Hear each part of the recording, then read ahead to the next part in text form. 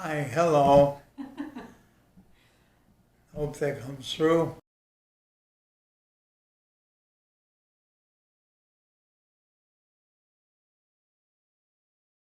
Hello. Hello, everyone.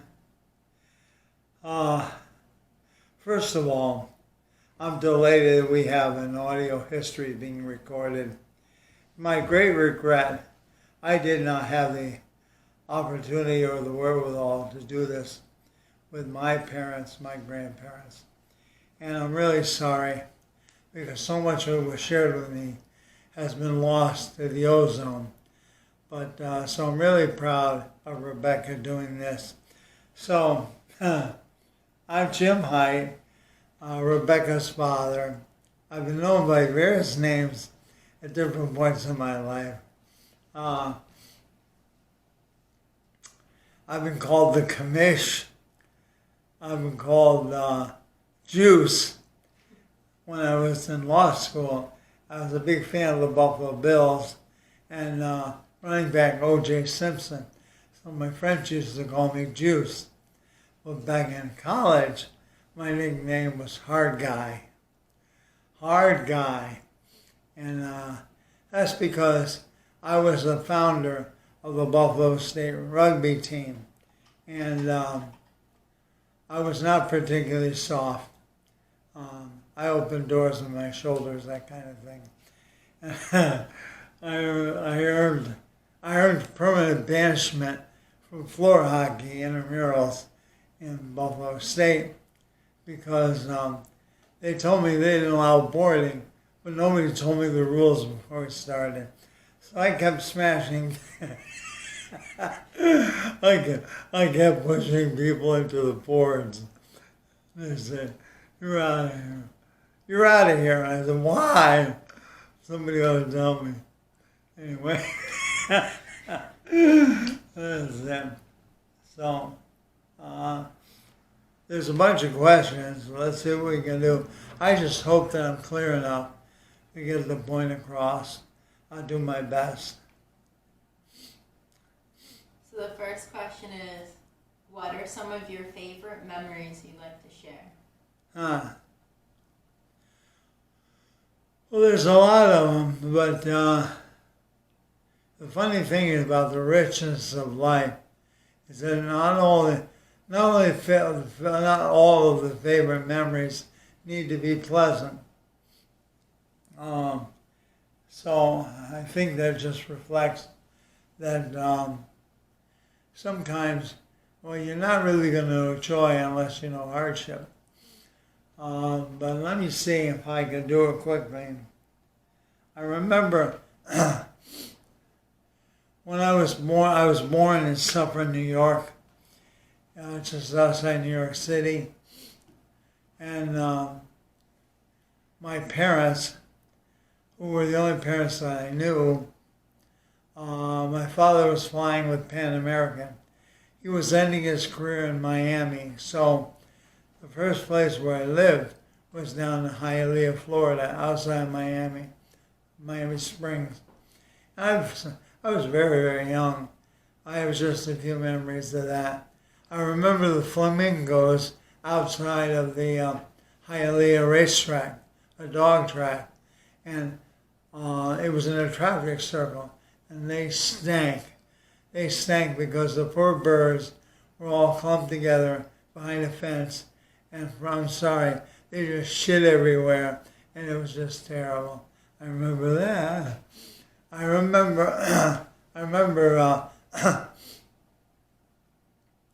growing a banana plant with my sister Carol. And somewhere there's a picture of us in the backyard with a banana plant. I remember being pushed up a palm tree, which was really more horizontal than anything. But I was like 2. That's all. I don't remember much. Although I remember we had a Ford station wagon and used to ride in the very back. But I almost died back there from carbon monoxide poisoning. And I remember my parents saying that I was too quiet back there. And they realized they pulled over and shook me awake. But it was very dangerous because I guess the back window was slightly down and the exhaust was being pulled into the car. When we moved to New York, Middletown, 1957, I was 4 years old. And our home was literally next to the O&W right away through Middletown.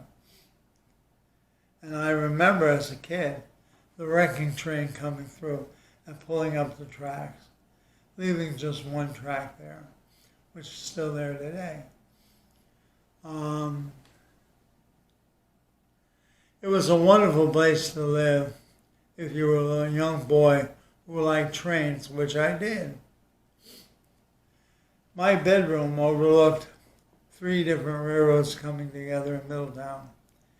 And we did not have central air conditioning, so in the summer, the windows were open. And I could hear the diesels of the Erie Lackawanna all the way down by Goshen. In the middle of the night, you could hear them working hard to come uphill, to come into the city. And I'm sure a lot of people didn't like it because they were noisy. Of course, I loved it. In 1964 and 5, right across the street on one of the 3 railroads, which was a shoreline railroad, the Middletown to Unionville. And they had a summer steam train excursion, which my grandfather Crawford was the engineer for. So, again, in the summer, on Saturday and Sunday morning, I'd wake up and I could hear the steam engine being prepared, fired up. They ring the bell and fire the whistle and just make the noise that they make when they're starting on a locomotive. And I reflect back on what a wonderful experience it was just to hear that. And in my opinion, there is nothing as intoxicating as coal-fired exhaust and steam. Nothing like it. I pick up that smell 150 yards away. It's just wonderful. I'd often go over and get dressed, go over and see my grandfather. And somewhere in the basement of this house is a copy of Trains magazine, which has a 2-page photo spread of me and my grandfather. I've often looked for it and couldn't find it. But I remember back in the late 70s running across it when it was published. And I've got to find that before I'm done. Let's see, what else? So in Middletown, I took piano lessons. Started when I was 4. I took lessons till I was 18. And that's what I was as a child. I was a musician. Did not play baseball. Didn't play Pop Warner football. I played piano. And in my bedroom, we had a spinning piano. And I took lessons from Madame Marie Spano. Excuse me. We had a process. So I opened up the piano music. I had 10 pennies. Sat on the side of the keyboard over here. I played the page once, moved the penny, put over the other side. Played it again, move the penny, put over there 10 times. And then I do that page 10 more times, put the pennies back where they started. And then went to page 2, played that 20 times, pennies back and forth. Did that every day. And I was frustrated because it took a long time for me to actually hear the music I was trying to play. And I have a temper. I remember ripping up music, kicking the piano, having a meltdown. Anyway, I got through that. I remember the first time that it actually was music. I was so delighted it was a breakthrough. Marie Spano was a great big benefactor of the arts. And she had a thing where once a year she got all her students together and we chartered a real bus, went down the Metropolitan Opera House in Manhattan, in New York City. Now I'm old enough, I remember the old Met, the old house. And I'll tell you what, there was nothing scarier than that. I was 6 years old, right? Somewhere around here we had a photograph of a suit that my mother made for me. A woolen, light blue suit with a matching woolen cap. I'm sorry, I'll admit I was the cutest thing on 2 feet. I didn't wear this blue suit, right? Anyway, we go down to the Met, and I'll never forget it. There's like 5 or 6 balconies in the old Met, and I swear, you're up on the, we're cheap seats, right? And we're way the hell up high. I don't think the steps were 6 inches wide, but they were at least 18 inches high. And here we are, literally looking like this down the stage, down there. I mean, it's the scariest thing ever. And of course, it's all in Italian. I don't know what they're singing. So we had the program, and I'm looking at the program and trying to follow it because it had a short description in English what the action is. But anyway, okay. But the real highlight of the trip was on our way home. We always stopped at the Red Apple Rest. Red Apple Rest is long gone. There were 2 brothers, and their last name was Apple, A-P-P-E-L. One had red hair, the other one had black, so one was Red Apple, the other one was Black Apple. Black Apple ended up beginning and running the Concord Hotel up in the Catskills. But Red Apple had this wonderful rest stop along Route 17, the old 17 coming out of New York, upstate. So the bus would pull in there, we would get out. It was my first ever experience in working in getting food in a vendomat.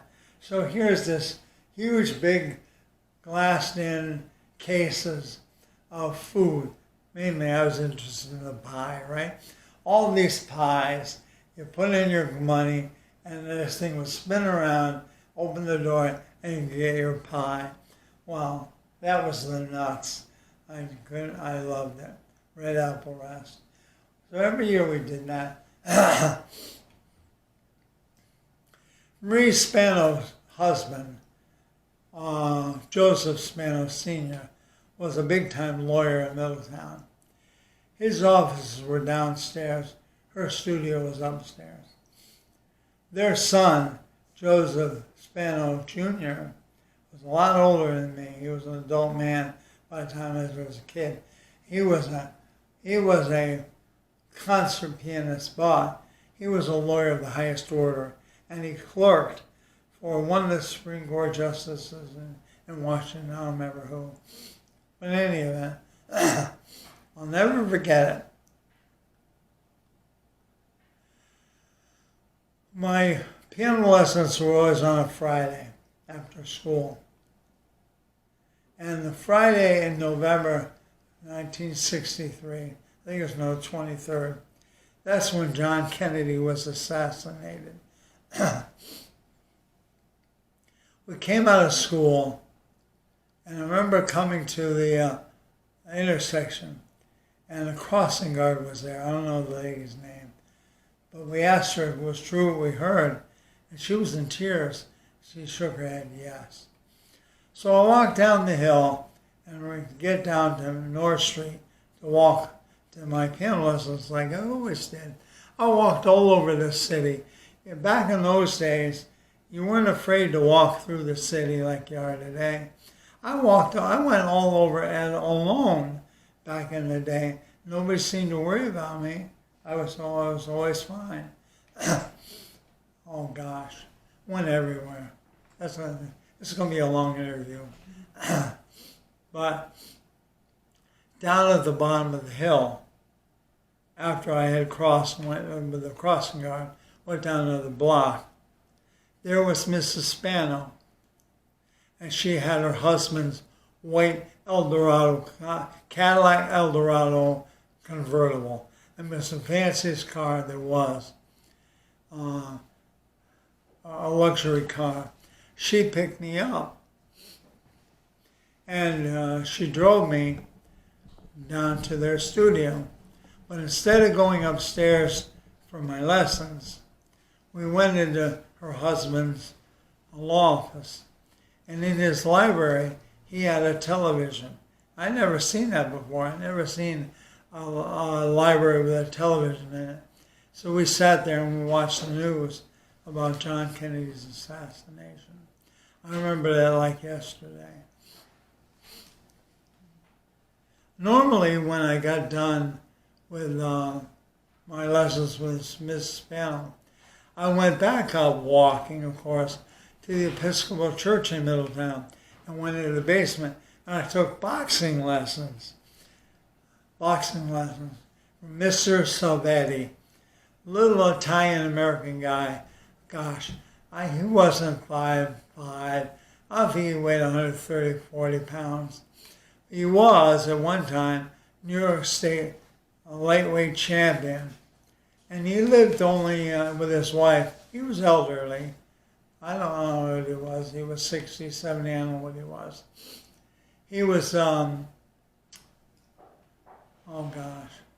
They lived like 3 doors up Beatty Avenue from us.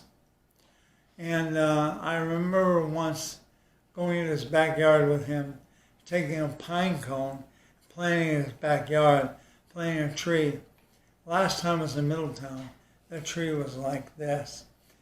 So he let it grow. But, I'm really a pacifist at heart. Even though I had the nickname of hard guy in college, I didn't really like to hurt anybody. I didn't like to hate anybody. I played football in high school, but our coach was a little bit frustrated with me because as a middle linebacker, I didn't like to hit people to put them down. So, anyway, Sabetti, he picked up on that, I guess. I was no good at boxing. Too much of a pacifist, I guess. But, the funny thing is when he died, his widow came down to the house, and she gave me, through my mother, Mr. Savetti's beautiful, big, leather, professional boxing gloves, 2 pairs of them. And I was so honored to hear. I was no good at that, but somehow I must have done something that touched the old man's heart somewhere.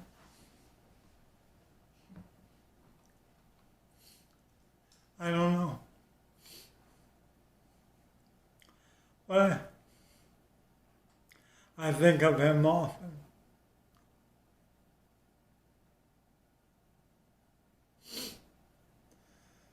Oh, let's see, other childhood memories. Oh, there's so many. Riding on my bicycle.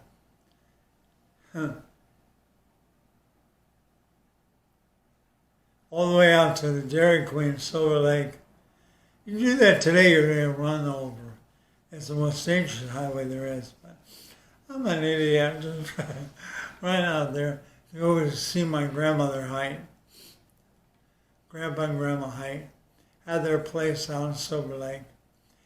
And we had our first home before going down to Florida, out across from them. So backtrack a little bit.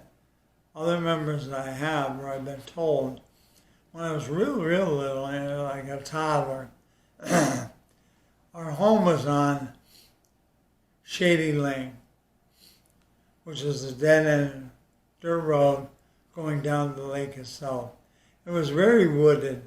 It was very quiet. It was a great place. Our place was at the very end, across the road from the Heidt's grandparents. Story is, two separate stories. On a nice day, I'd be out in the playpen outside, and we had a big collie, full-size collie named Mac. First pet I remember. What a beautiful dog he was. Well, I'm told that because we're down near the lake, that some kind of poisonous snake was coming up and heading toward my playpen. When Mac jumped it, snapped it, and killed it. And another time, the dog was collecting snapping turtles. I don't know where they all came from.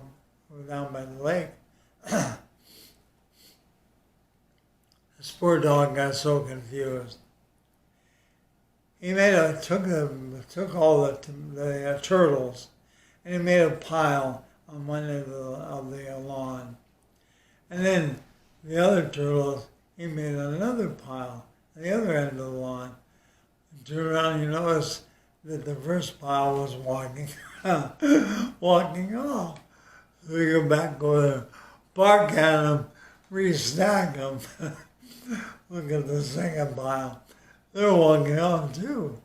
Ran down there, bark at them, restack them. He did that all afternoon. That's the story I heard. But anyway, I stopped at the Dairy Queen on the way to Silver Lake and my grandparents. And the Dairy Queen is gone now. I used to go out to Fancher Davidge Park on my bike, the other side of the city, where they had a municipal pool. Go in there and go swimming. I was telling Maribeth, who worked at the Times Herald Record, many years later, that in my youth, there was a picture on the front of the Times Herald Record that day, which showed a picture of me and my older cousin Roger York at the, it was a shower head spraying up at us. It being a hot day, it was nothing newsworthy about it. It was just indicating here's two kids having fun on a hot day. But when I went to that park all the time. I'm not going to talk about any of my railroad stuff until we get to that later. So much of my childhood was about that. And I'm going to get a drink here before I go much further. Is that enough for my youth? Yeah, I think that's good. You want to take a break? Just to get a sip. I don't have a lot of breath, that's why I'm not doing that much here. Okay, it's running. Okay.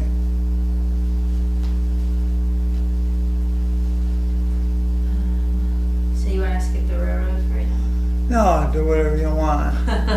Okay. When did the family purchase the railroad?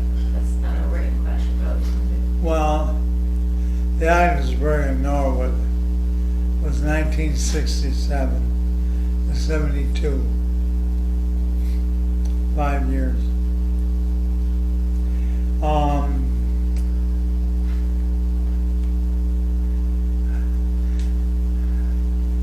There's a lot of railroad stories to unpack. I don't know how much of you want.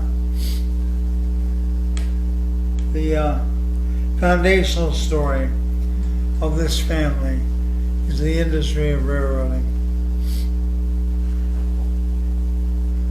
because I was on the books as a railroad employee when I was in high school. I also, besides Social Security, back in 1933, when Social Security came into effect, the federal government also had a separate system for the railroad retirement, because back then, railroading was the country's biggest industry, and they thought it efficient to have a parallel system for retirement called the railroad retirement. So they've since been merged because railroading is not what it was. But I had railroad retirement in addition to Social Security, as did all railroaders who were on the books.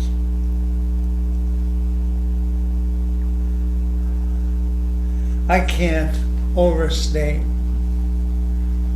the effect that that industry had on the larger family. It's all I ever knew as a kid, which is funny. Even though my dad was flying for Pan American for the first 4 years of my life and was gone weeks at a time,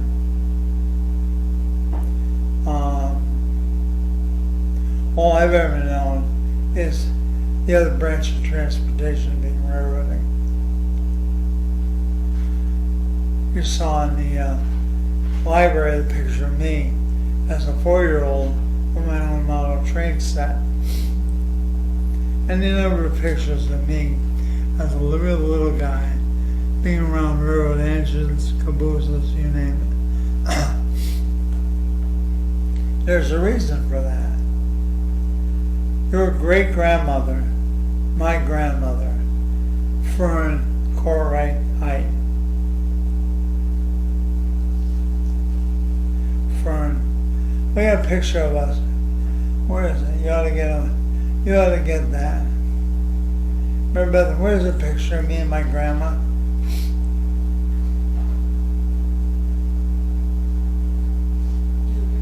Yeah, they're right on there.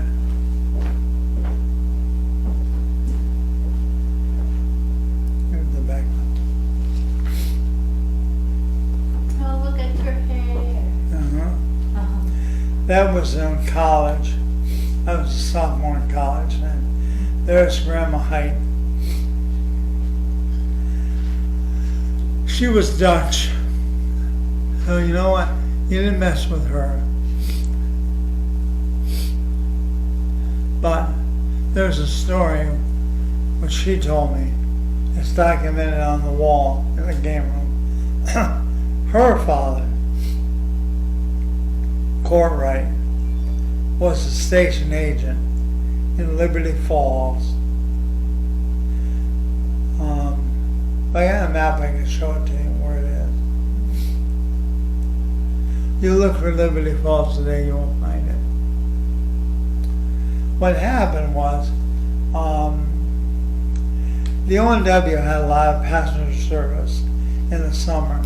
People going up to the mountains by rail to do their summer vacationing. A large part of the railroad's business, bringing people out of New York City, going up into the mountains. So, excuse me. Railroad terminal was in Weehawken, New Jersey, across the Hudson from Manhattan. But the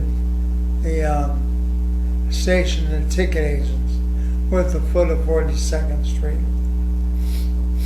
And people would come and buy their tickets to go to the mountains.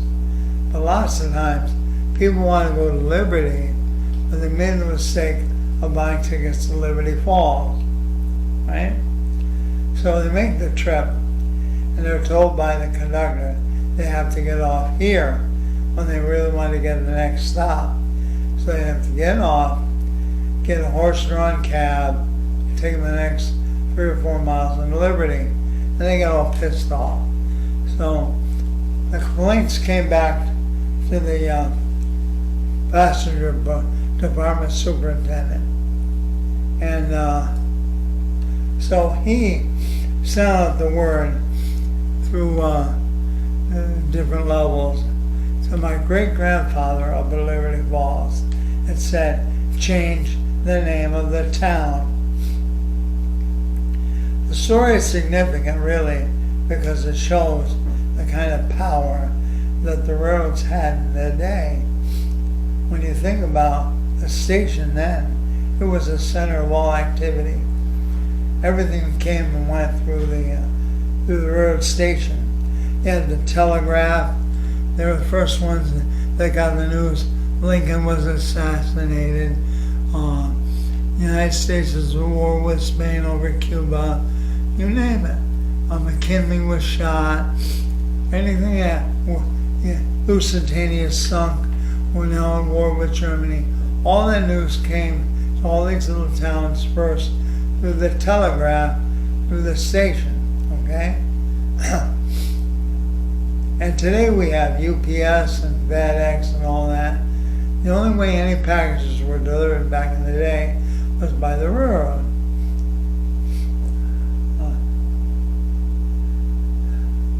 They were also where the mail came, newspapers came, everything. So they had to send, they had just control everything. So my great-grandfather is looking at my grandmother. She's old, maybe 4 or 5 years old. This is back around the 1890s, right? He said, if you're not a good little girl, I'm going to change the name of the town and name it after you. No, Daddy, no, don't do that, Daddy. Well, he did. So, Liberty Falls became Ferndale, named after my grandmother Fern Corwright, later Heidt.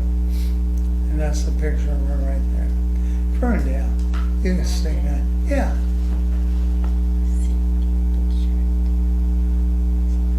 I used to ride on my bike out to Silver Lake to visit with her as well.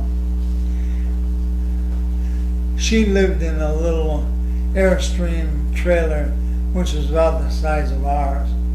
She and my grandfather both. He built an extension on it to be their living area and whatnot. It was small, but it was good enough for the two of them. And that remained there until her death.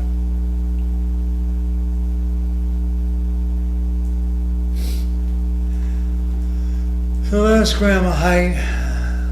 So I guess what I'm getting at, between her, my grandfather Crawford, her father Corwright, I'm the 4th generation railroader in the family. And unfortunately, that string ends with me.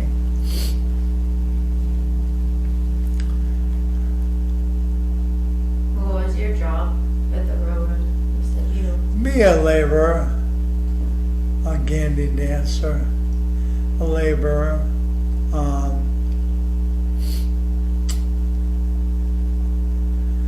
We had a caboose on the weekends when I was not in school in the summers.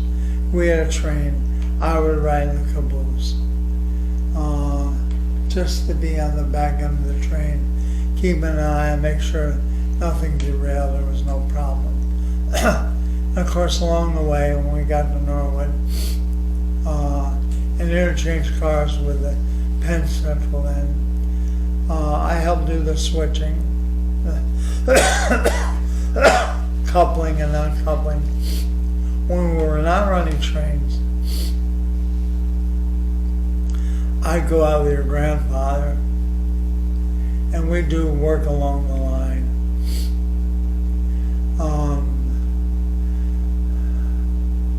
The Augsburg and Norwood was the western 25 miles of the Rutland Railway, which went out of business in 1963.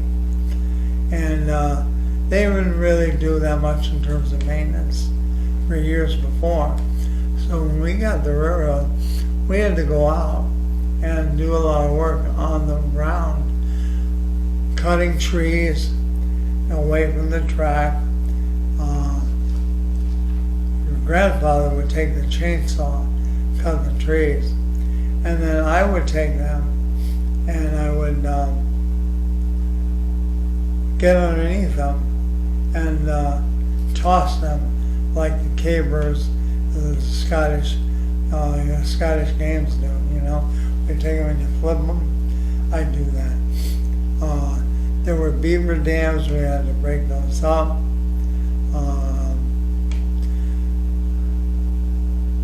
Some drainage issues we had to take care of. In the winter, as a PR thing, and we had a snowplow. My job was to be in the snowplow, running the stove to keep the crew warm in the snowplow. Snowplow is interesting. There's a Russell snowplow, and which means it had this big V front, but on the sides it had these wings, and the wings were operated by air, compressed air. So when you wanted to, you could spread the wings out, so it would push the snow back, further back away. But and then between the rails, there was also a tongue that went down between the rails, kind of dig out the branches. But there are times, of course, you had to raise that, come to a crossing. Otherwise, you're going to blast would derail everything and be a mess. Same thing with the wings. If you came to a bridge, you had to pull those in. So what the railroads do is they have flangeway signs, they still do, along the right-of-way. I've got some on my wall railroad downstairs. There's a pole that comes up, and then it comes on an angle, and it's painted black and yellow. If it comes out both ways, it's telling you you got to pull both wings in. If it's only on one side, you're just got to pull that wing in, all right, and then raise the tongue. So that's why there's a crew in the snowplow. Well, I was not trusted to do any of that. They wanted me to run the wood stove to keep them warm. Well, I tell you what, I roasted them. I had a sucker cranking. Everybody's down there in t-shirts. They were hot in there. That's okay. I did my job.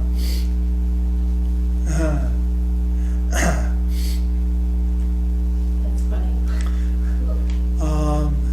So in the winter, what we also did, your grandpa and me, we get in his pickup truck with snow shovels and went all along the whole line, went to the every crossing, and we shoveled out every crossing.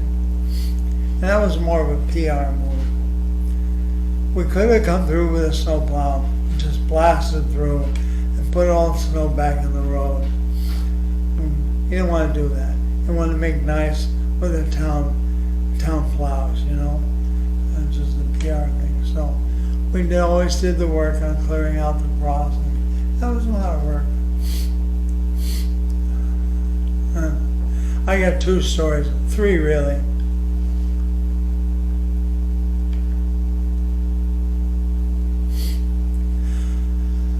So I was given the responsibility of running the Fairmont track car. And when Mary Beth and I were just up there not a month ago, we see that the one unit I actually ran is stationary out in front of the Lisbon station as a museum piece. What it was is a motorized track car, just a gas engine, and it had 3 or 4 speed transmission, like a standard transmission, had a clutch, you had to put it first, second, third, whatever, right? Well, he allowed me to drive that thing. And I ran it pretty good. One day, we're down in Augsburg, and I'm in the engine house, and we're doing something, I don't know, but the friend of mine's in the way of the engine house. And your grandpa tells me, move it. Okay. I'm all excited, not paying attention. Okay.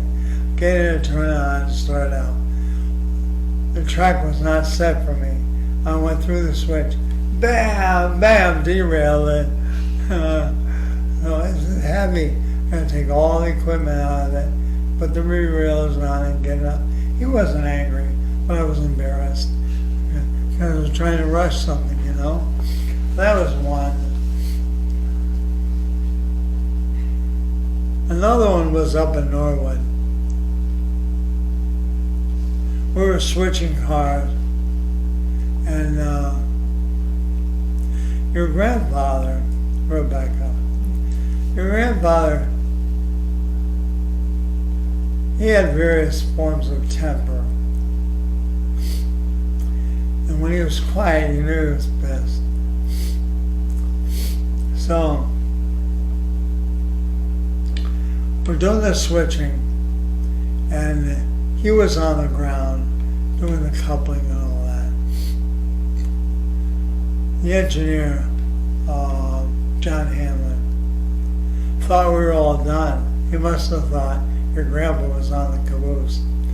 He starts back toward Augsburg, right? Your grandpa's not on the train. I know what to do. How do I get the message to him, right? Well, in the caboose, there was this red cord, which you never touch, ever. It's an emergency cord. It shuts down the whole train, right? You pull that, it dumps the air, sets the brakes, everything comes to a screeching halt, right? So I'm going to pull that cord or what? Am I going to pull it? Well, I'm so scared of it. And we came to the crossing, I jumped off the caboose, ran up to the engine and told them, my dad is walking slow back there, heading this way. I don't think he's very happy. I think you ought to wait for him. I just sit back in the caboose. I can watch him.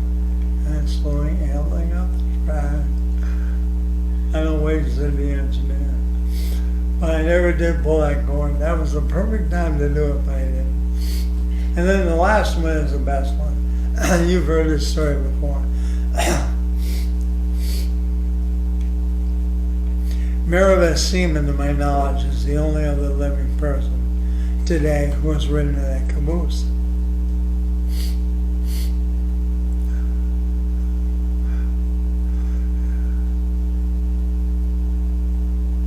You know, I laugh about it. It was so innocent.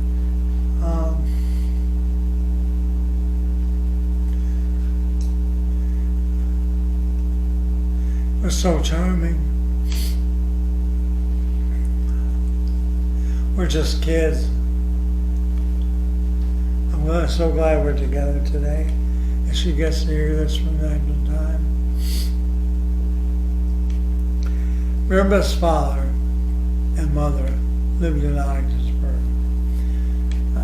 The Reverend Edwin Seaman was the Wesleyan pastor in Augsburg. And the Wesleyans are pretty strict in terms of the areas of social interaction they allow. So, even though I was really sweet on her, and I call her, there's things we couldn't do. I couldn't go to the movies. We did go bowling, but as long as it was a group, which we always did a group of us. We were pack mentality in high school. I wanted to take her to the prom, but I know she couldn't go. So on a later occasion, I invited her to dinner. She had lobster. But I thought, I want to do something with her that I would have done with anybody else. So I invited her to take a trip on the train, right? I'll never forget it. But there, my last breath, I'm standing on the back end of the caboose and watched her father's sedan drive out. He didn't get out of the car, but she did. As soon as I saw her, I ran. I just shy kid. I ran back inside the caboose. You know, Oh my God, girls here. Oh, it was funny. We hadn't have anything in there but a 6-pack of Coca-Cola with an ice block dripping on it to keep it cold. So she gets in the caboose. She's nervous too, right? A little really shy. So we started on a trip. John Hamlin, who was the engineer on the train, is a fool of a man, right? Going out to Augsburg, the only thing between the caboose and the engine are hopper cars, coal cars, and they're low. So we could see the engineer, he could see us. He was such a damn fool. Hanging the bell, pulling the whistle. I mean, just showing me up, you know. all the way to Norwood, 25 miles of it. You know? We get to Norwood, but then he is such a fool. He bends out of the window of the cab, the engine, and he's laughing so hard, he splits open the back of his pants. Right? We stopped dead on Main Street. Thank God, right there, 2 doors away, is a 5 and 10 cent store. He goes in there, he buys a sewing patch-up kit so he can sew up his breeches, right? So anyway, on the way back, we picked up some boxcars now. So now he can't see us. And it was quiet all the way back. No bells, no whistles, no nothing. It was a long trip. Being 2 kids, being relatively shy and insecure about ourselves. We didn't have much to say. I'll never forget the trip. So to commemorate that, downstairs, I have a model of our locomotive, painted up, lettered, numbered, our locomotive, and on the layout, I have a Canadian Pacific wood caboose model, identical to the one we had, but I can't run it because the clearances are not right. But I have it. I have it because I want to model that caboose. That's my real stories in terms of working. But there's an awful lot more. There's a lot more long before then. Let me try to do it quickly. Before we went north,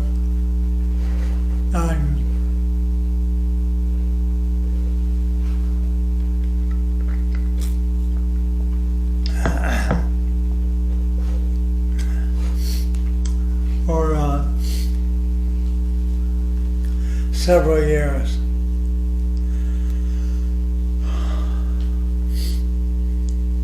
You know, I never really understood it. Your grandfather, my father, had this passion for the OW. I never really understood how he got that, because when he was a young man, he did a little bit of work, but he'd rather fly. But once he got done with flying, he just couldn't get enough of railroading. So the OW went out of business in 1957, the very year we moved to Middletown. Your grandfather did this enormous renovation. There was a dilapidated, derelict, 4-story wooden hotel on the corner of Beatty Avenue and Railroad Street. It had, in this basement, had 4 different overhead doors for garage doors. He saw an opportunity to have a business there. So he tore down 2 floors of this building, put up a new roof, new siding, cedar shake siding, painted it, and that became our home. He did a tremendous amount of work. And like I mentioned earlier, I had the bedroom that faced all the railroads. Your Aunt Carol and Mom and Dad, their bedroom was on the other side of the house. They didn't have that view, but I did. Anyway,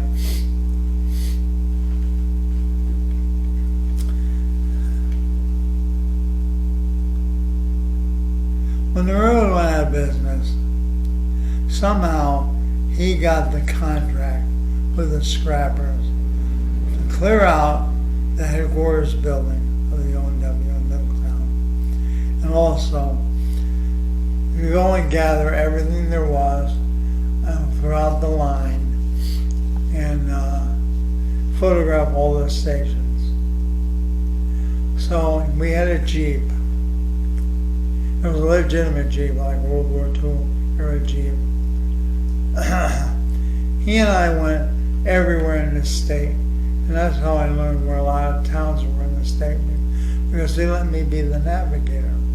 I learned how to do northeast, southwest, and to figure out through roads and whatnot. I looked at the map, I figured all that out. But you see, I'm like 10 years old, right? We're driving everywhere, and we're going over trestles. The rail's gone, but the ties are there, and we're bumping over the ties, going over the Delaware River. I mean, crazy stuff. Crazy stuff. Went everywhere, photographed everything, picked up everything. So it's a strange thing about the railroad industry. Railroad lanterns, rule books, everything. It's the property of the company, not the property of the employee. So when the railroad went bust, the employees came to the stations. They didn't know what to do. So they returned their lanterns, their rule books, everything, just to the station, and they'd lock it up. So your grandfather and I came along, gathered all that stuff up. And finally we went back, and he leased the station at Campbell Hall, because that's the same little town. There were 300 O&W lanterns in there. Velocipede. Velocipede is a three-wheel. You ever see in the movies these hand cars you pump up and down?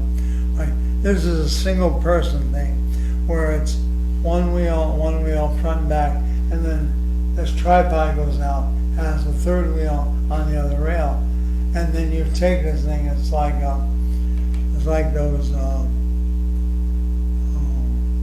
rowing machines, back and forth. And that's how a single person went up and down the line. You know, crazy stuff.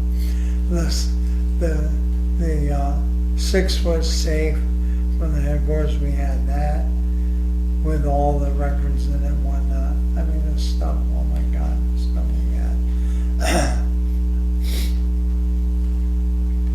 Which is going all over the state. And then, your grandfather back even then wanted to approach the scrappers about keeping a part of the line still in business. It was part down through the Catskills, I don't remember where. So he and I drove out to Cincinnati, Ohio. Was that clear? Cincinnati. When there was no interstate, we took all these back roads to get there. I'll never forget it. He went down to meet with them for a couple of days.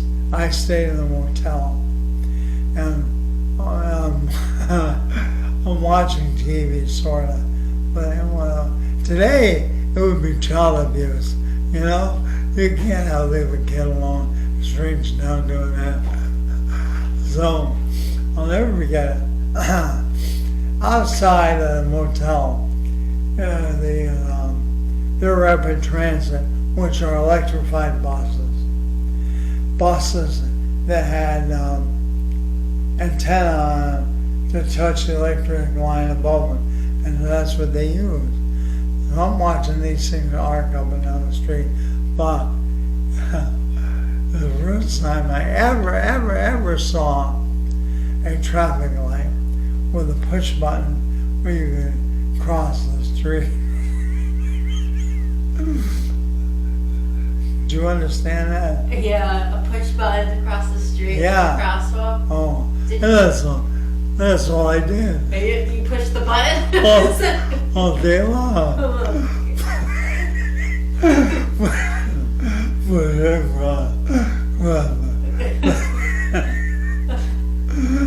I'd have something to do. I had to have something to do, so that's what I did. No one noticed you were the same child going back and forth all day. I guess not. It was an outlaw tape for me, so I had to get used to it or it wore off, you know. Well, that didn't work out. He couldn't get that going. I already mentioned the steam line over the M&U. So, 1963 or 4. My folks ended up buying what at one time was the Oriental Hotel. But by then, it was this decrepit auto part junkyard. I mean, it was the filthiest place going. Filthy. He cleaned that all out. Cleaned it out. Got rid of all that junk. Put in a bar and a restaurant. Bar was 50 feet long. Had 2 different tap sets.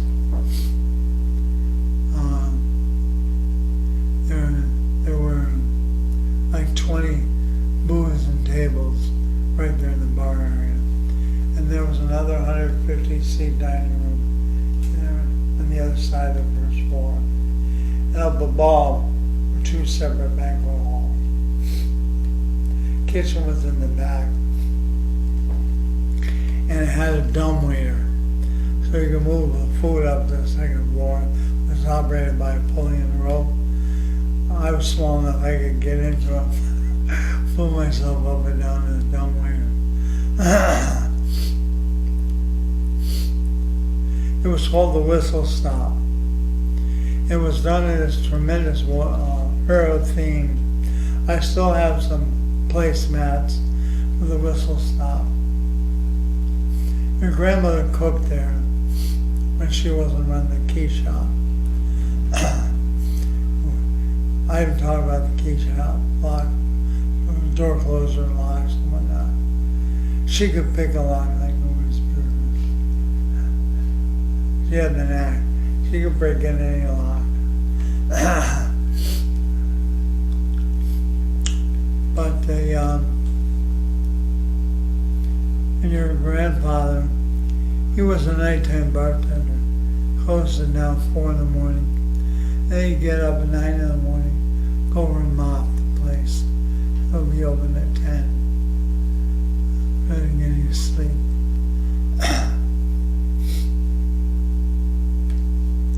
The Whistle Stop was the location for the organization of the O&W Historical Society. And because of the O&W influence, a lot of stuff was given to my father to help decorate the place and whatnot. And that's how we got the last train order of the O&W, which is right here on the wall, inside the doorway. Have you seen it? In that room? Yeah.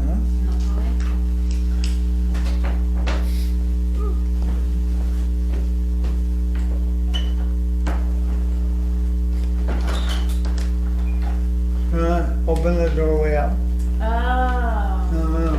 Open it here. What? Open the door. Okay. Turn on the light. Yeah. The International Inlet. No. Northern? Step in. Look up.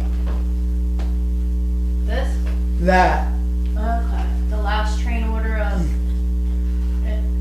New York O&W? Yes. 1957? Yeah. You see the one on the far left? This one? The white one? Yeah.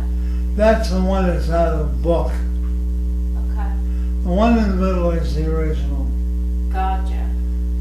Some nice handwriting. Yeah, Wow. that's almost invaluable. Wow. I Okay. think I'm going to give that to the Historical Society. Isn't it still operating? So it's still operating from the docks right now? The Herrera, 0W. They were closed in 50. That's the last one, Yeah. 1957. 1997. One of it. Okay.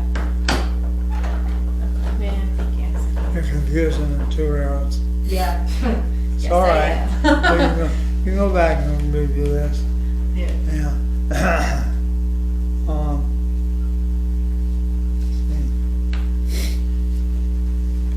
Okay. that's nothing trains again. What, so the next question I have is, if you weren't a lawyer and you didn't work with the church, what else would you have done? I've been a good Irish innkeeper. Innkeeper? Oh yeah. Oh, that's great. Oh yeah. Irish innkeeper. Irish innkeeper. Nice. Absolutely. A barkeep. Absolutely. Yeah. Either that or pub. Pub. Yeah. Yeah, something like that. Yeah. Irish pub. That would have been, I think so. It seems like glamorous and social, but I don't know. Anyway. I think you would have been a great Irish pub. Well, the whistle stop I told you about, Yeah. tremendous amount of work. Hard work. The food industry is very, very hard.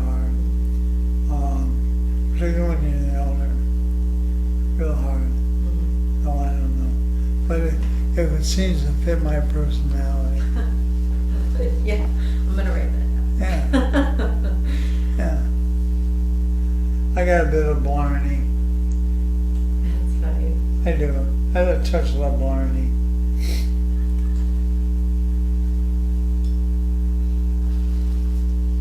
Would you have ever been a musician as the piano? I had a chance, but no. Because even though I was young, I saw what my opinion was the hard side of the business, and excuse me. No, I like to play for the fun of it, and not for the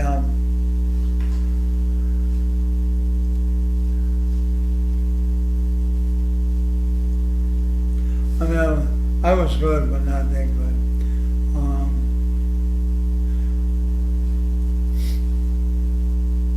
And I did not. I guess I had the insight or the inherent wisdom to realize that was not my calling. But I live with my muses all the time. There's always a song going in my head. And I like to change them, and sometimes I can't. So I look at YouTube and I look at the shorts sometimes. And Olivia Newton-John had passed away recently. So all I ever see now are these short clips of she, John Travolta, in Greece, singing "You're the One That I Want," right? That freaking song has been in my head 4 days now. And I gotta look for something else to replace it. And that's what I have to do. If I get a song in there, I have to switch, take the needle off, find another record to put on, and then play it in my head. That happens to me all the time. Yeah, I remember you told me that. It is. You told me one of your favorite songs, and for the life of me, I cannot remember. It was, I think it was a 70s song. The what? A 70s song? It wasn't 80s, it was in the 70s. It was, Yeah. I remember telling you about 10cc, the things we do for love. yeah. Well,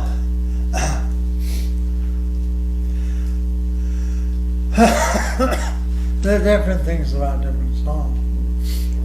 But the thing I like about that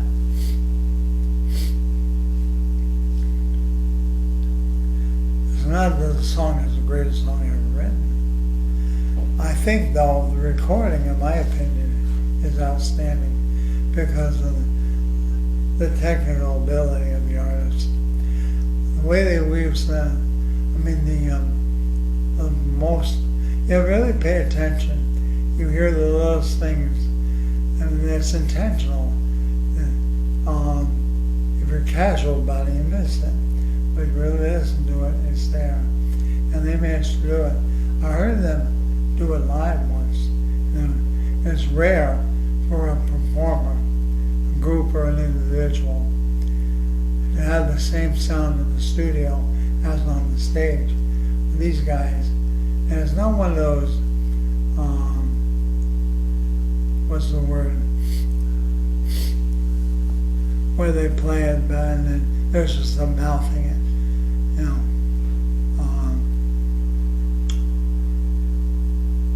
There's a word for it. Lip sync. Yeah, I guess so. They didn't do that. Because you have a fine ear for it. You still tell. What I listen to is the cleanness, the clarity of the performance. And Elton John is outstanding in that regard, even now. He will play things in concert. You listen to him, and you play the studio recording 50 years ago, it still sounds the same. Not many people can do that. One group that I really, at the time, I had no appreciation for, and I'm slow in coming to have it, is Queen. Their vocal ability is extraordinary. I don't know that anybody else who has a harmonization that they do.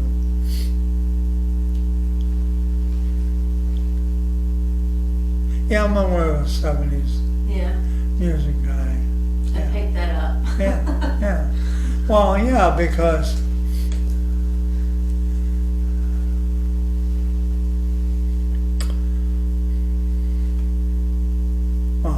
there's a whole set of theory about it.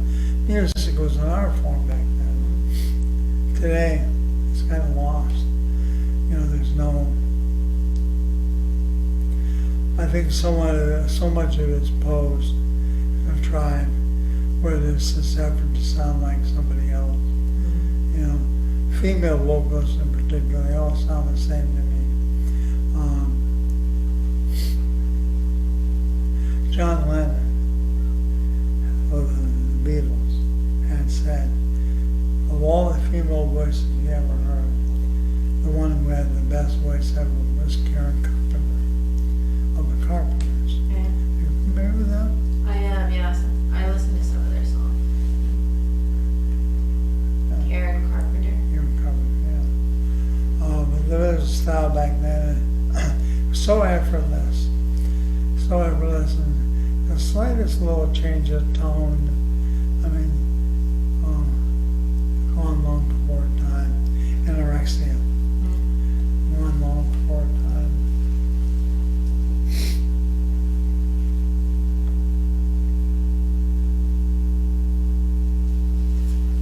There are some songs that I hear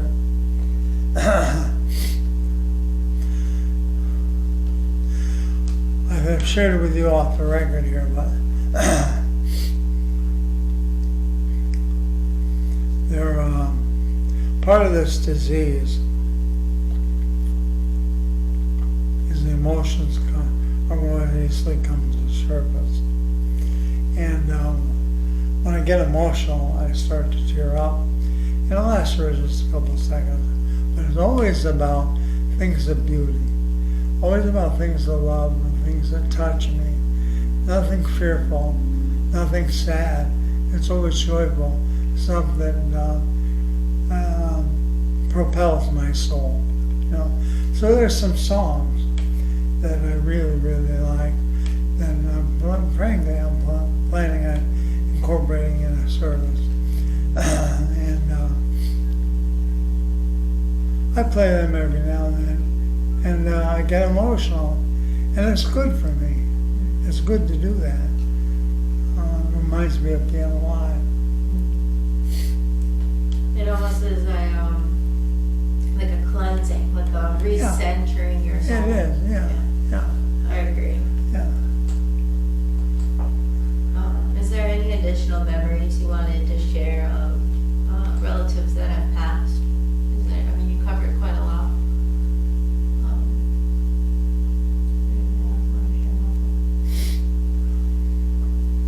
I gotta move a little bit. My butt's getting tired. You can turn that off for a minute. Sure. I just want to stand up for a minute. There we go. Okay, it's better.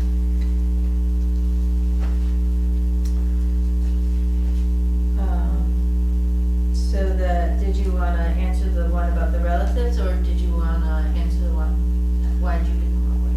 Yes, what do you want on answer? Let's do, why did you become a lawyer? What prompted that? That's interesting. I remember like yesterday, although it was decades ago.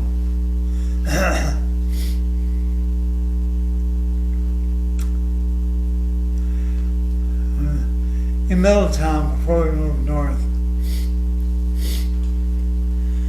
must have been when I was in Veraldi Junior, Thomas J. Veraldi Junior High School in Middletown.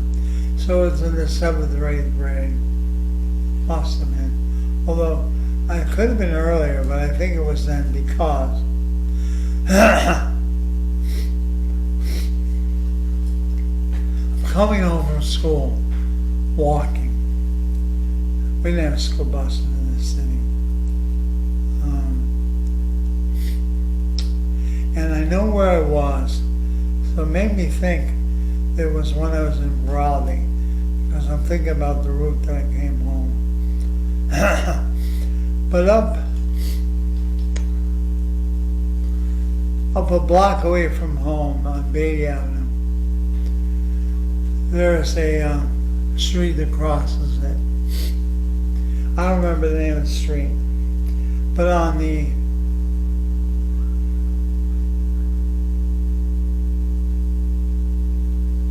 southeast corner of the intersection, there was a bar. I'd been there forever. It wasn't open. I was walking down the sidewalk before getting to the corner to make the left to go down Beatty Avenue to home. And I'm standing there walking, and all of a sudden it just hit me. I mean, it just hit me. It was an epiphany. I was going to be a lawyer. I mean, that's it. It was sudden, and there it was. I have no explanation for it.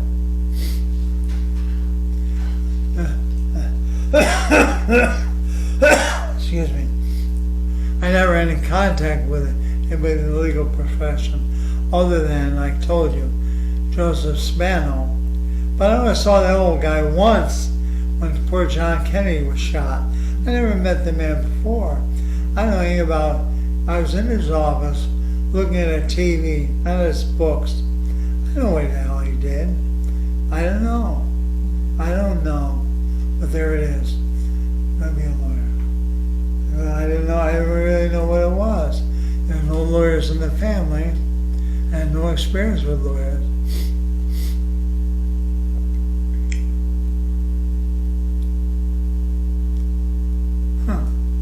The only contact I ever had with a lawyer was indirect.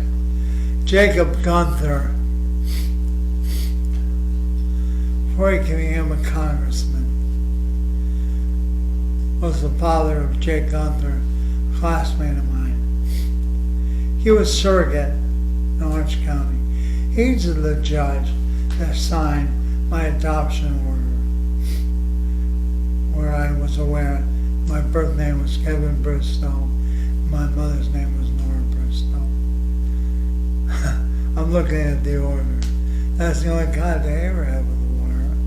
I mean, come on. So I can't help you, I don't know. Okay. That's it. I remember where I could put you in a car and 4 hours from now I could take you to the very spot.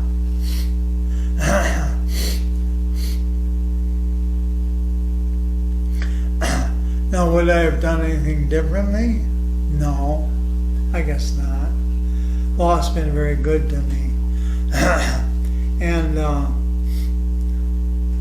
I'm thankful that I had another epiphany, which helped me to recognize the mission of my life in that way.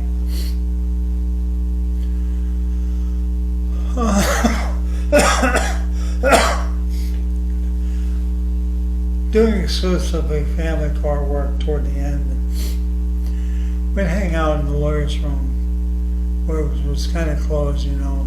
It was a safe place where lawyers could gather and just bitch about everything. And we often did. Get in there and complain about our clients, you know. And some lawyers got really got very anxious, upset.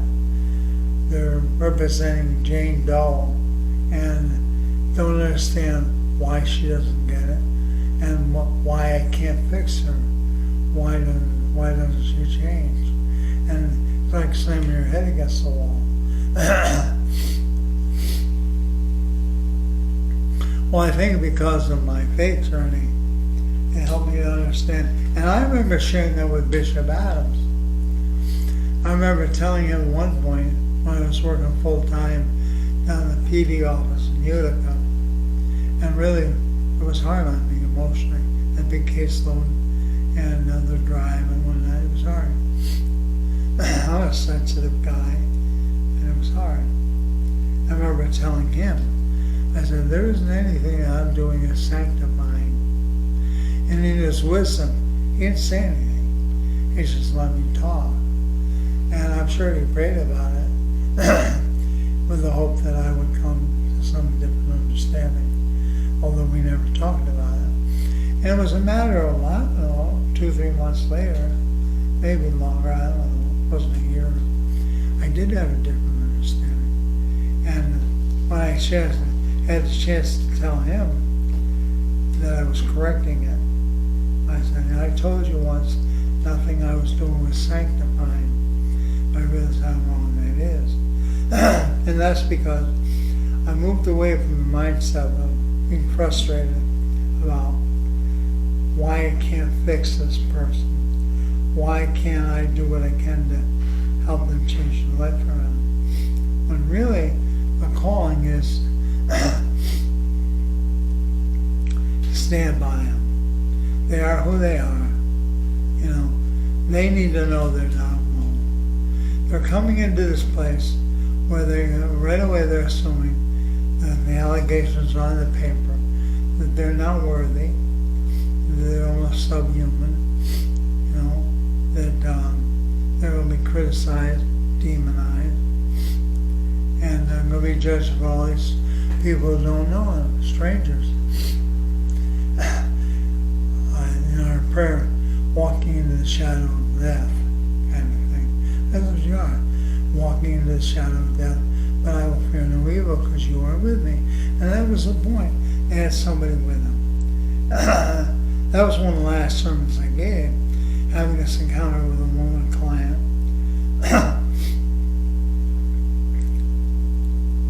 I had like 9 cases that morning. I had an appointment with her before, the day before. She didn't keep it. Didn't call or anything. I didn't have any time. So on the day of court, she shows up. In 2 minutes where we're going to go in, she wants to talk with me. Well, I took her aside, and I didn't lay her out, but I almost did. And you had an appointment yesterday, you didn't keep it, you didn't call, and here you are, and we have no time. We got to go in there, I'll do the best thing I can for you. But I made a point of immediately saying, you know what, now let's put that behind us. through your file. I'm ready to go. And she could tell from my next 2 or 3 questions that I had stayed in her file, and I knew what to do. So as we're walking in the courtroom, she had a, I don't know, 10-year-old boy or something. And she had no boyfriend. She got 2 little kids by this new boyfriend. But the 10-year-old is by her ex, okay? And the 10-year-old is afraid of the new guy. So he's living with his dad. She's all upset about it, of course. And I told her, I said, I know you're in a hard place. We're in the courtroom.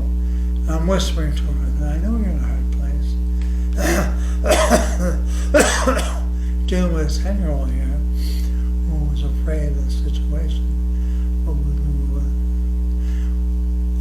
The point was, because I was not judgmental of her, I was affirming her that she lost her sense of being alone and frightened and terrified and defensive. And she whispered back to me. She contributed for her own case. Together, the 2 of us were able to work together, and she got the sense she was not alone. That's what I learned. And what I'm fond of saying, well, a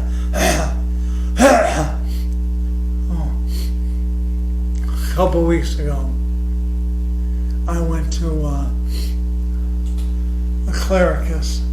That's a meeting of the Episcopal priests and deacons in the York Rome area. Maybe once a month. And I wanted to go essentially say goodbye to them.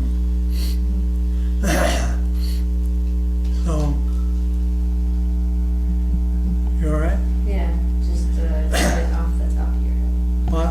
It's cutting off the top of your head. Okay. You're good. You're good. Alright. So, one of the priests led a prayer in recognizing my secular work as opposed to my sacred work. Thanking me for my secular work. I did correct her during the prayer. So they were thanking you for your lawyer side, is that? Yeah, which they were, because they, you know, they know the work I've done there. Well, my point is, what we do is all sacred. It's all sacred, all right? And it's just because you're doing some ministry outside the church building doesn't make that secular. We're the ones who make that distinction. I don't believe that God does. So, the thing I've been saying really the last several weeks of my work, wherever it is that I've been in the affirmation business. I affirm people. I affirm you all the time. That's my job. In my heart, that's what I do. Build people up. You don't tear them down. That keeps me close to who I'm, my divinity, who I'm actually born to be. And that's what, so if you're going to ask me if there's something that I would ask to be done, is we should always affirm each other. Always affirm.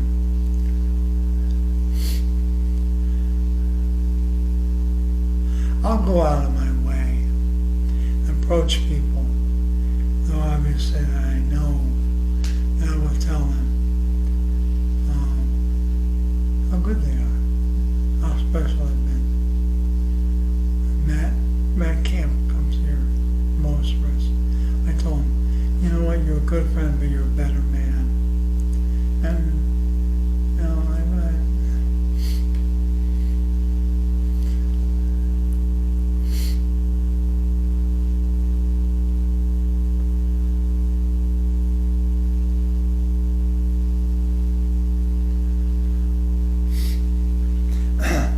in the words of that great saint of our time, Sir Paul McCartney, And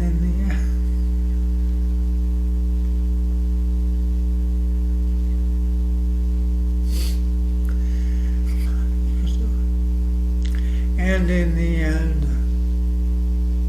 the love you take is equal to the love you make. That's true. That is true.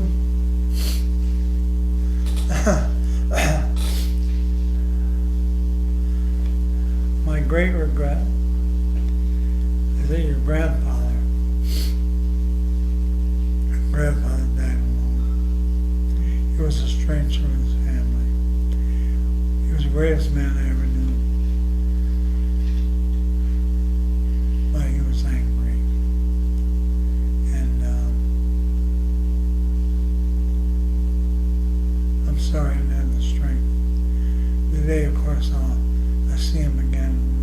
We'll talk about that. I don't know if you knew, but I used to sometimes call him. Oh, I didn't know that. Yeah, I sort of forgot right now. Yeah, I used to tell Mom that I wanted to call Grandpa. That's nice. Didn't know who I was, 'cause, it was a while. Right. But I would call him and he would ask who I was. And I was like, I would remind him. Because he was that I was calling. And I would just simply tell him. Say hi. Yeah, just say hi. He appreciated it. Yeah. Good for you. Good for him. I thank you for that. I didn't know that. What else you got, honey? Did you want to say anything about the topic of the ALS? I didn't read any questions yet.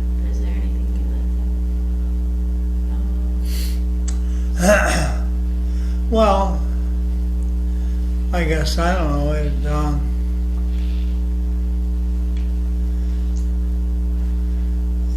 Yeah, if you want to put that on hold, Sure.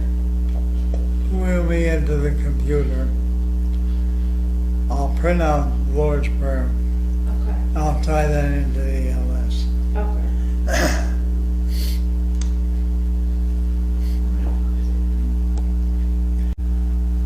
Okay, we're rolling. Okay.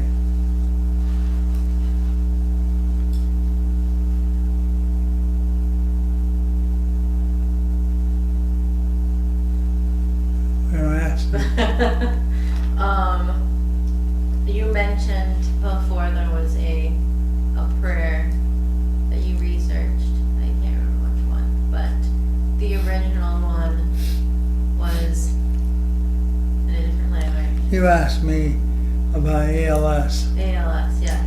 and I want to tie that in with this. Good. The ALS is also known as Lou Gehrig's disease. Lou Gehrig, 100 years ago, was this very famous baseball player for the New York Yankees. He played with Babe Ruth and 3 or 4 other men in a lineup they called Murderers Row because they were just such great hitters with power. They just won year after year after year.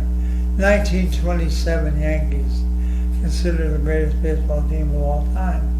Lou Gehrig was part of that.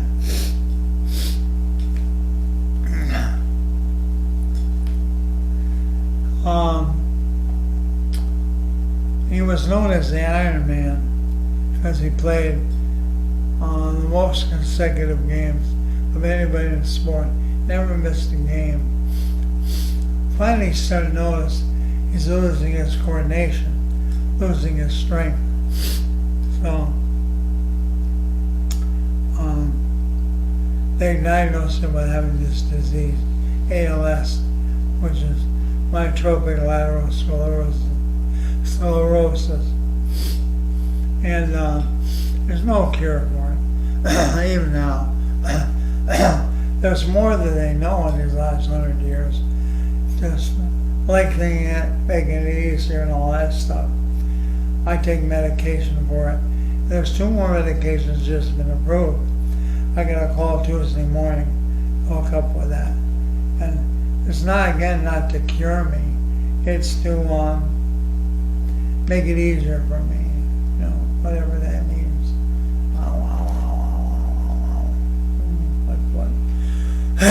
So,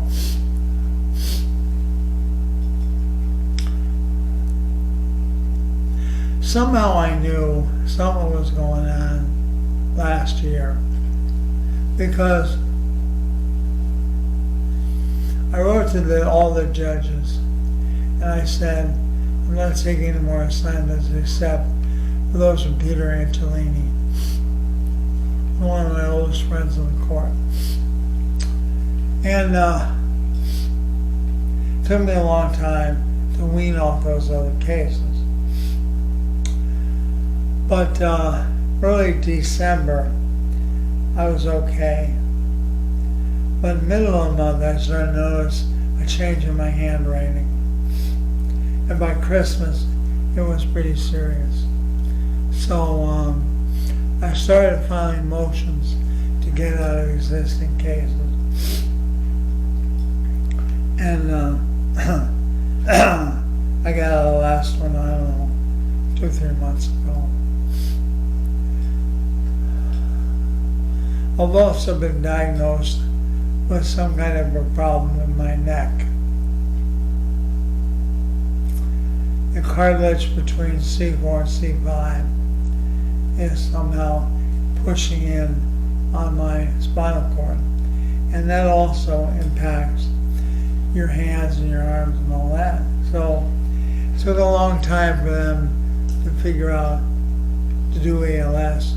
ALS is a very, very hard disease to accurately diagnose. So my neurologist, who specializes in ALS, wanted to have a cooperative effort with a neurosurgeon out of state. And it took me a long time to get to this guy, which was just a phone call. Come to find out, he's as old as I am. He's been working with ALS for 40 years, even as a neurosurgeon. He started with ALS. The bottom line is, when they went, I also went to ear, nose, throat guy. It's a fascinating thing. Sitting there, they stick a probe down my nose. And I'm watching on the computer monitor. Hello, where are you going? There's your voice box. Oh, looks nice and healthy. Yeah, it was shaking. And they said, well, the vertebrae in your neck can affect your arms and your hands. It will not affect your neck or your vocal cords. So that was a deciding factor. I have ALS. So once that came around, I've been holding off on making a decision regarding the churches, because if there was a possibility that the neck thing could have been corrected with surgery and that would have dealt with it, then no need for me to leave the churches. You know, they would have been okay with being patient with my recovery and all that. Well, having decided though that this neck has nothing to do with it, it's ALS, then I told him I can't do it. It's not right.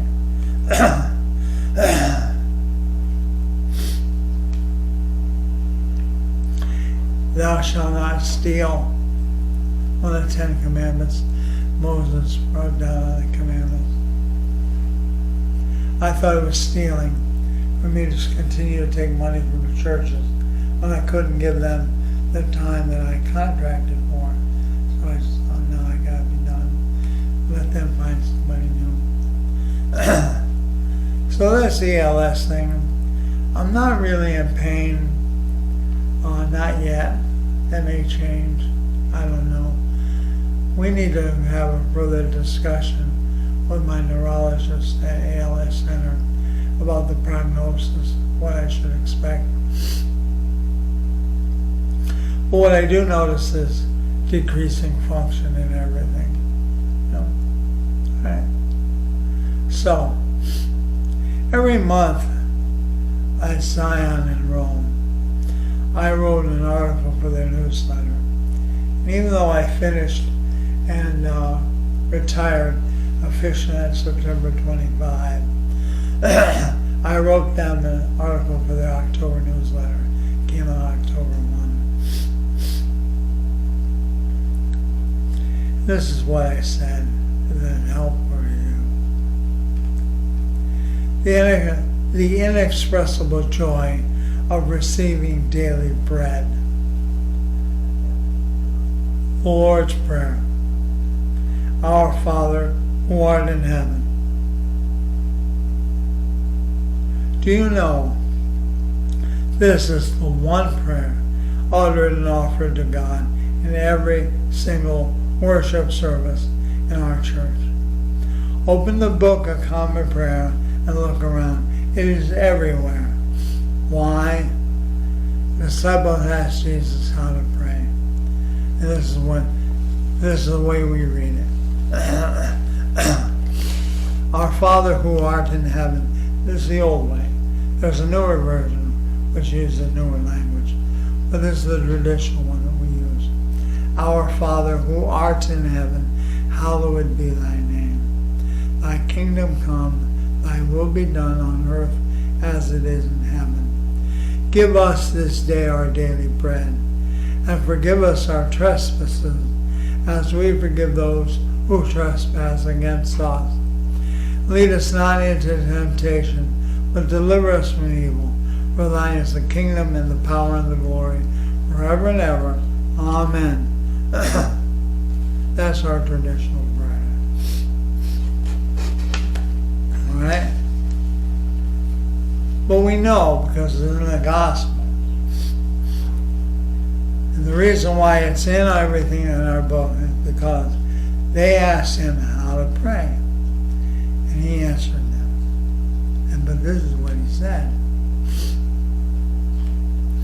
Abun disrashmaya, lekwadashma, tete makuda, newe samana akana durashmaya apara. Havalan lakma iswan yamana.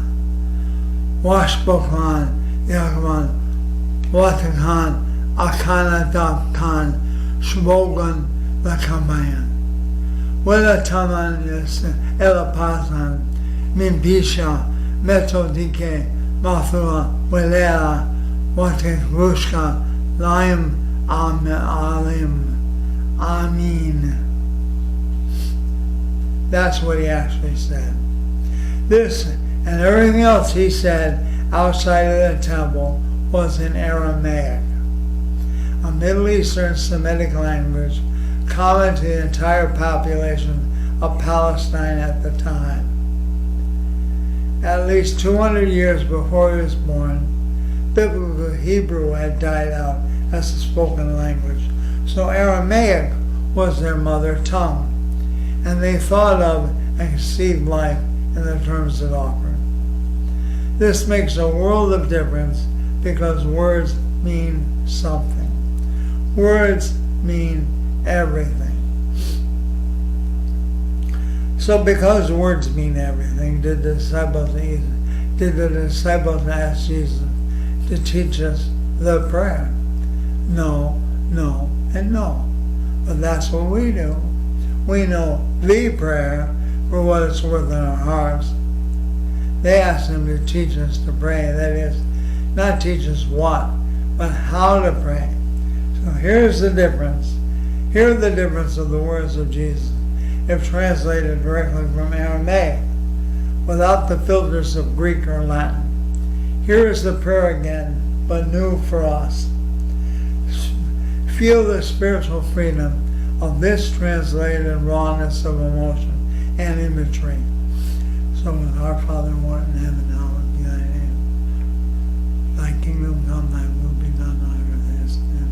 This is the way it's really translated.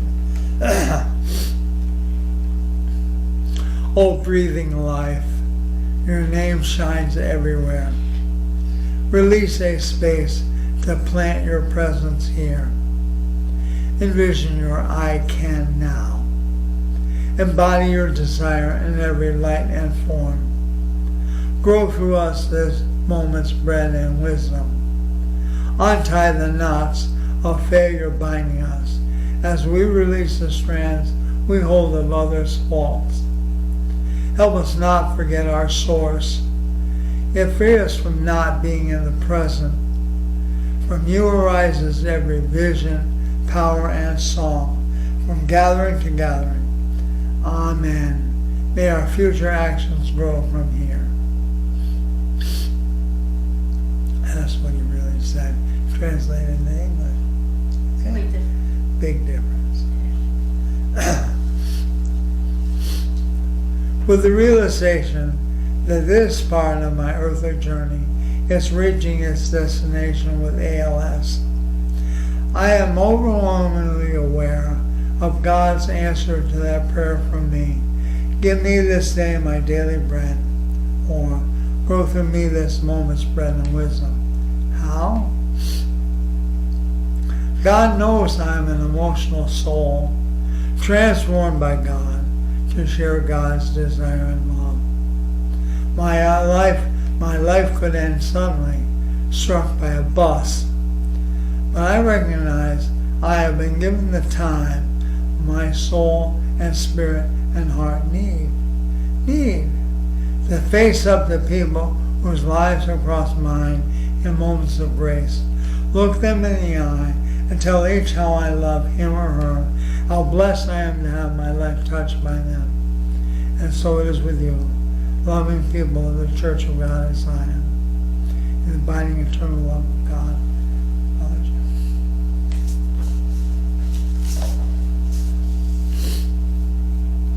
You may keep that. Thank you.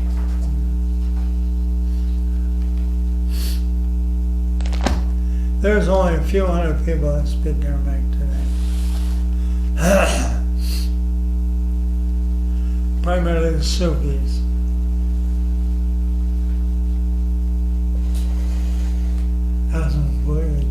Has not completely died out. Yeah. That's very, very. I like the translated one much better.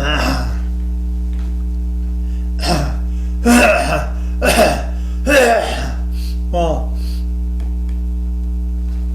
thing that I've learned in my study of it, hearing the lectures on it, is that Aramaic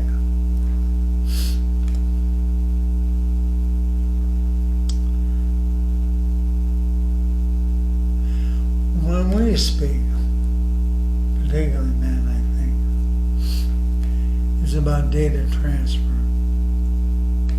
I mean, to generalize, which is rare, but I think it's true.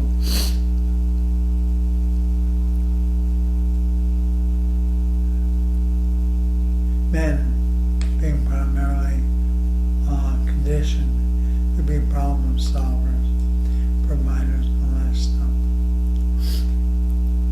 Want to know, what do I need to do? How can I fix it? What do you need? Providers in a way. So, it's binary data exchange. We generally speak in terms of informational transfer, increased knowledge. Women, by and large, by the nature that you are biologically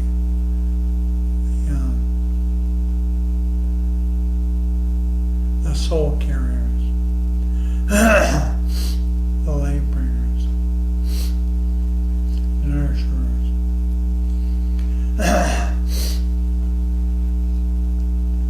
I think that your communications by the whole are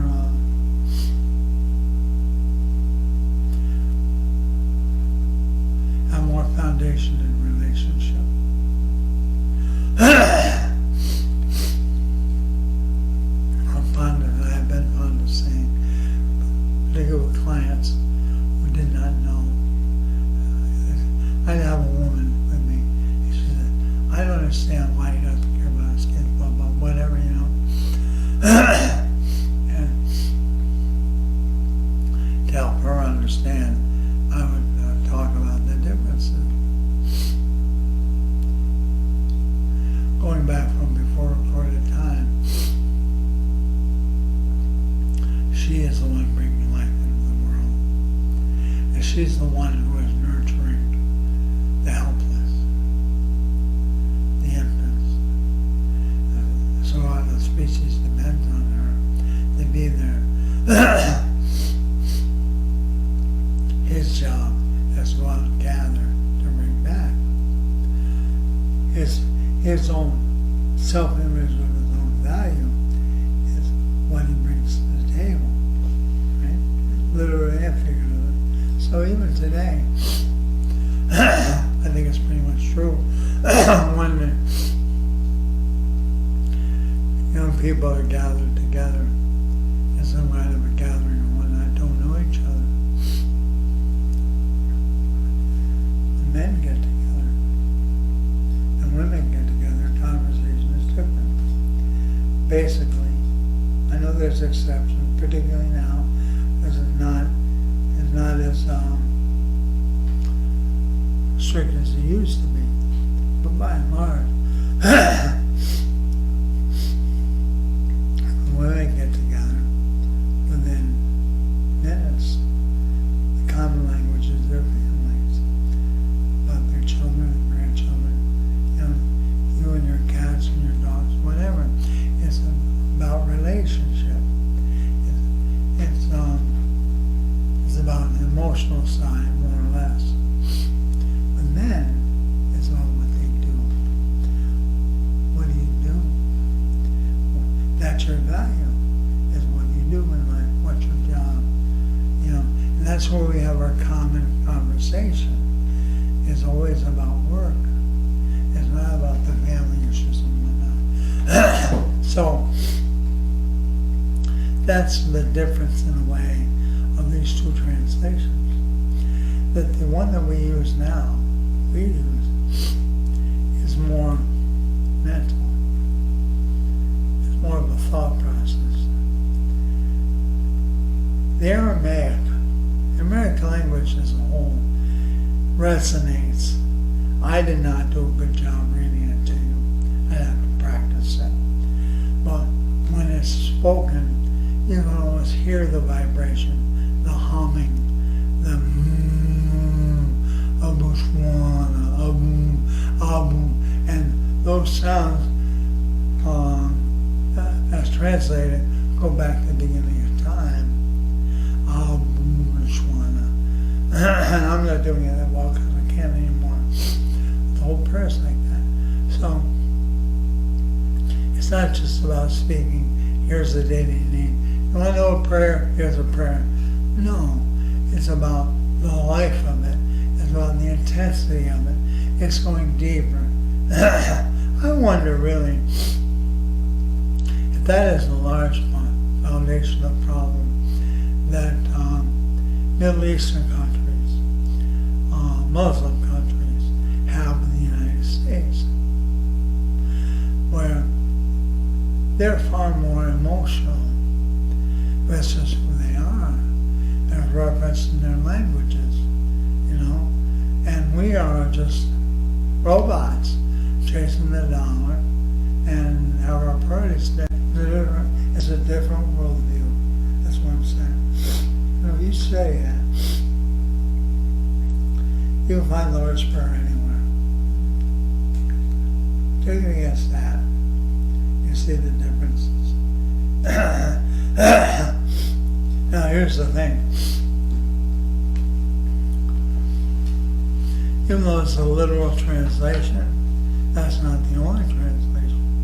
The wonderful thing about Aramaic is that it can be translated in 6 to 10 different conditions in English.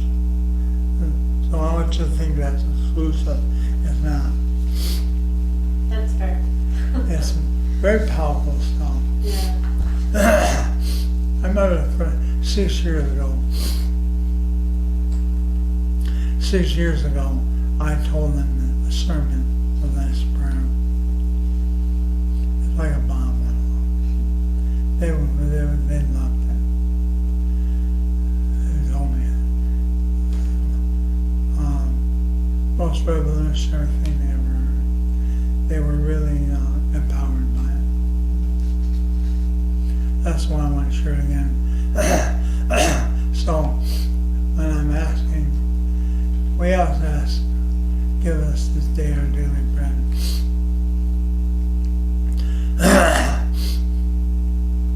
As I say, God knows I need the time to be able to cross paths with people I have and look at me, I tell them exactly what I said. Thank you so much. It's been a wonderful life with you. And I need that. I need to be able to do that. I could go out and get hit by a bus, be roadkill on the road, and I've been denied that. So I had this slow journey, and I'm thankful for it. I'd rather go this way than suddenly with a heart attack. I had my heart attack, thank God I survived that. But I'd rather do this where I can actually